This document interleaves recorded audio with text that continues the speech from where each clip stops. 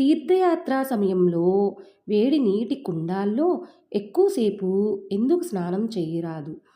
అత్యంత చలి ప్రదేశమైన కేదార్నాథ్, బదరీనాథ్ ప్రయాణంలో అనేక చోట్ల ఉష్ణ నీటి కుండాలు కానవస్తాయి.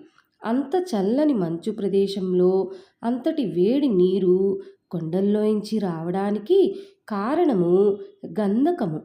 గంధకము కొండల గుండా ప్రవహించడం వల్లే నీరు అంతటి వేడిగా ఉంటుంది.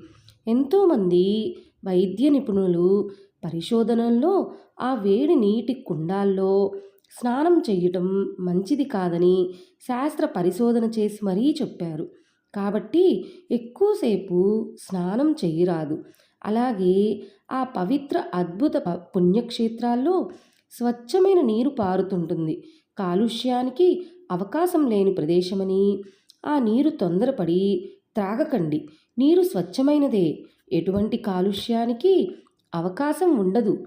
కానీ మంచు కరిగిన నీరు కావచ్చు, లేదా అనేక విషశిలలు వృక్షాల నుంచి వచ్చిన నీరు కావచ్చు.